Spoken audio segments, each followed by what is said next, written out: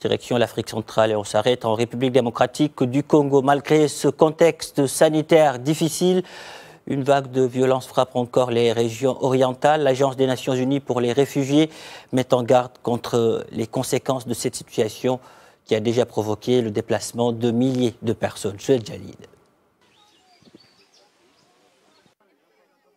L'afflux des déplacés en RDC, un double enjeu sécuritaire et sanitaire.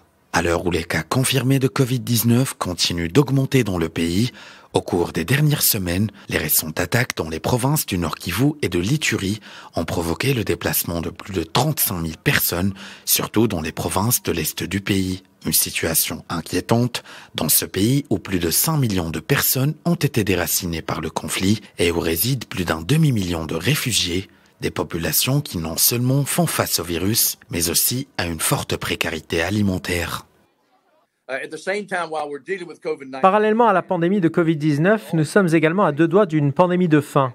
Dans mes conversations avec les dirigeants mondiaux au cours des derniers mois, et avant même que le coronavirus ne devienne un problème, j'avais émis la crainte d'être confronté à la pire crise humanitaire depuis la Seconde Guerre mondiale en cette année 2020.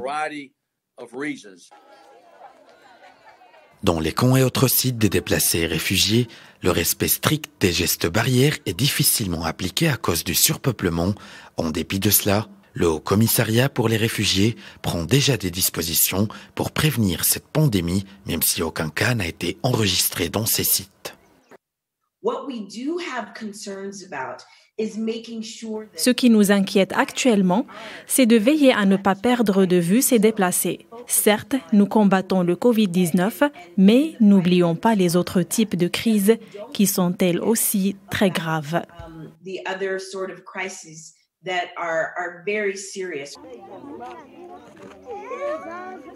À ce jour, aucun cas de contamination n'a été signalé chez les déplacés, réfugiés et demandeurs d'asile en RDC. Et avec plus de 5 millions de personnes déracinées par le conflit à l'intérieur, principalement dans la partie orientale de la RDC, le pays dispose du plus grand nombre de déplacés internes en Afrique. Une situation qui devient de plus en plus alarmante à l'heure où la pandémie gagne du terrain dans le pays.